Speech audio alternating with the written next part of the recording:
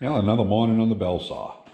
So I've got till 9 o'clock, 7:25 right now. So we got an hour and a half. I was trying desperately, well, not desperately, but I really wanted to save that shaft yesterday. Could not get that gear loose. I'm gonna go press that off in a minute. I put heat on it. I was pounding on it enough. I was afraid I was gonna break it. And that wasn't an option. So anyway, I got it cut off last night. I'll push that shaft down through. And then we'll turn the camera on again. We'll start putting the new shaft through, feed all the parts onto it that we need to, and see if we can't get this front carriage put back together. Once we get that shaft in this one, this carriage should be 100%.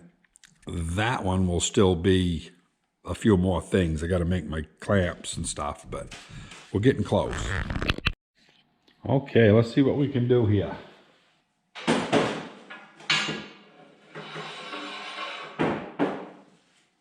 that started good.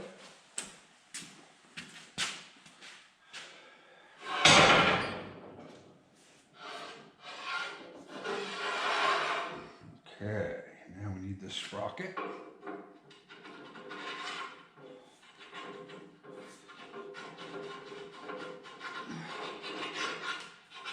A little bit of rust on the inside of it. So, Jesus Christ.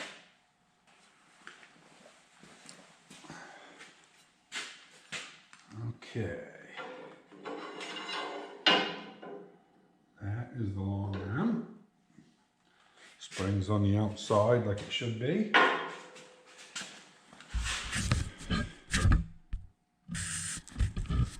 Hopefully here we can watch what's going on.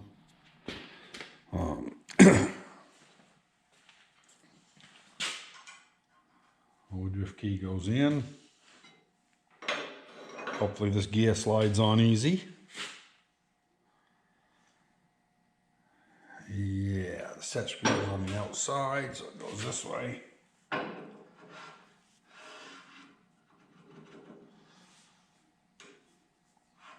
Okay, there's that. Now we need the pawl. That has to go on there next. Wrong way, goes that way.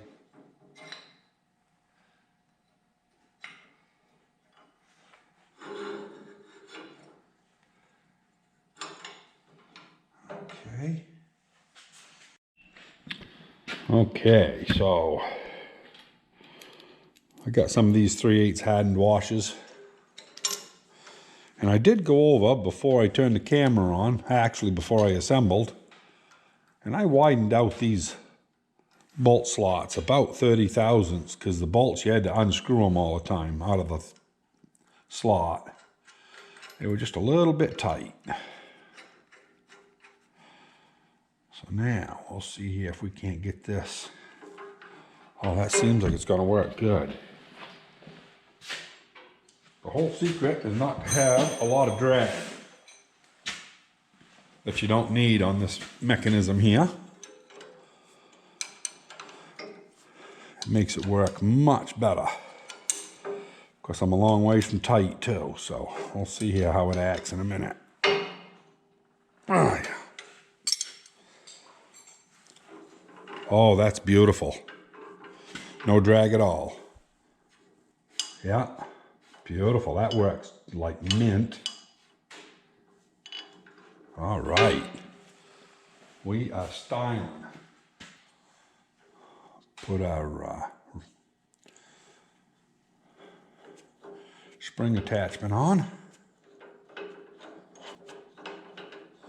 See if it still moves easy. Because sometimes this here will figure out. If it does, we'll grind, give it what relief it needs.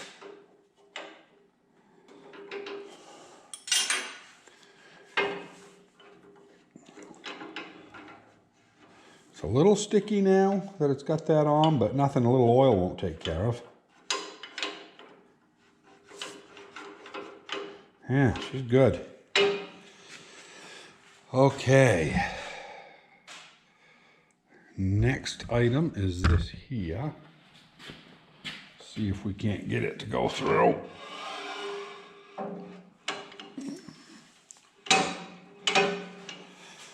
Like I said before, this here, I put a lot of grooves in it from that other shaft, so I may have to tap this as bad as I hate to.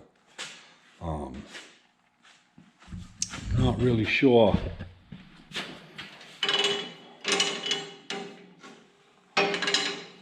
Maybe I can just turn it through.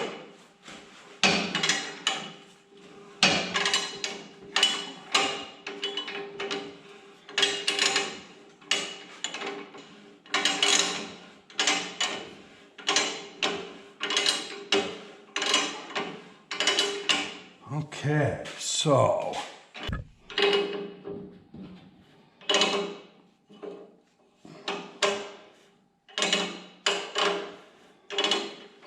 let's see what we got for clearance. We got about a 1/16 down there. I don't want to take it all up because I want this thing to move free, so. Yeah, that's good right there. Things are flopping back and forth. Okay, now we'll see if we can slide that right on. Hopefully it goes right on nice, beautiful. There we go, get it down in the slot. I'm going to go do the same on the other end. We'll come back and drive a keyway in. Okay, off camera, I put new set screws in. I didn't reuse the old ones. Usually the Allen head sockets there get wore a little bit, and then next time you might not be able to get them without them slipping. So these are all new, except for this one. This one here, I left the old ones in because they're not very old anyway. And we've got all the brackets on that hold it so that it can't move. This one here works absolutely flawless. It's got nice drag on it. It's gonna be good. So anyway, yeah, that's nice. So I got this one. This one here works, but as you can see, there's not enough drag on stuff, and I don't have the strap on the other end. So this one here, I gotta either lighten up that spring right there, but I gotta get this connector in here, and the keyways don't line up.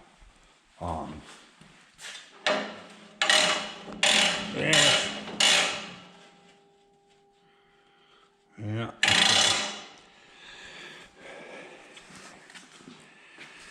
As you can see, they're close, but they don't line up. So anyway, that's why that coupling's going to have some slots in it so it can move. And yeah, I did the same thing on this one. I replaced all the set screws. So we are ready for the crossbar that goes to here. Make this piece here and make the connector in the middle. That will have 90% of it done. And then I have to make these cheek plates here, whatever you want to call them. They're just the adjustment on the knee, because the way these are made, you know, with this crude of a setup, when you come ahead, you have to have something that you can just put right where you need it so that everything's the same distance from the saw all the way down through. And that's a whole process in itself, setting that up. But anyway, I got to make some of those. And yeah, of course, you only need that flat to go up a little ways. A lot of people might say, you know, use this instead, but this right here, you can protrude it or slide it right back. It doesn't matter. I got pretty long slots back here.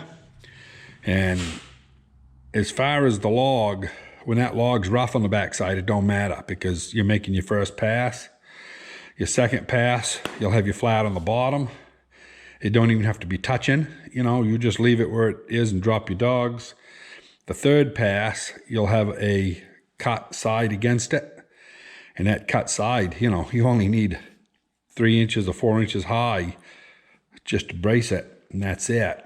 And yeah, it'll all be good. So I know it sawed good before, I just didn't have long enough carriage. A lot of work just to get a little extra footage, but Anyway, well, it's 5 and 9. I'm gonna go on up and grab the dogs, head out to the house number 1, and we'll pick this up this evening maybe for an hour or so.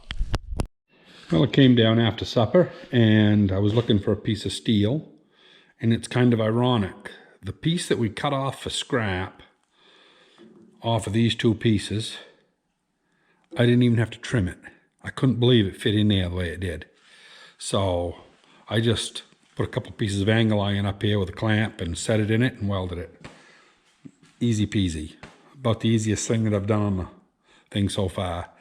So I started making that coupling. That Osama Senior lathe that I got stopped working a year and a half ago probably. Quite a while ago. It wouldn't turn on when you threw the lever up.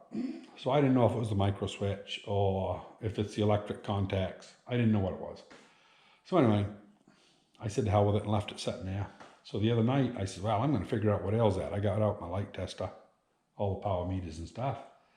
I went up, threw on a big 30 horse converter up back, walked over to it, threw the lever up, off it goes, runs slicker than heck. Started it, stopped it a dozen times. Well, I wasn't in the mood to use it that night, so I shut it all down. Tonight I go to use it, power it right up. Heck, I was turning steel 100 thousandths to a cut. Beautiful, you know, get something done. I shut the thing off, turned the part around. Nothing. Well, once it's been running for a while, it's hot, won't go. So I think it's the electromagnet in there is weak. Partially burned out or something. Don't really know. But I'm going to go and let it cool tonight, see if it'll run tomorrow. If it doesn't, I got to get him back. See, because I do know for a fact that you can push on the contactor manually and it goes. I tried that before I ever let it set. So I'm pretty sure it's just the electrical contactor, but I've never actually put a voltmeter on it to see if it's getting power. Could be something else. You never know. So anyway, that was tonight. Yeah, I was planning on getting those done. Didn't get it done, but I did get this done. Tomorrow morning, if I have any time, I think we're going to do a lot of watering tomorrow though, so I may not in the morning, but this is going to be the next project, building that one bracket to hold that down. And this side here, other than the 2 cheek plates to go on, like I got up here, and that's nothing but to set your distance perfect. Yeah, things coming along good. I did order some brake line and stuff to move my grease fittings remote. So that stuff will be in tomorrow. So things are moving along. So anyway, take care everybody, keep safe, and we'll see you on the next one.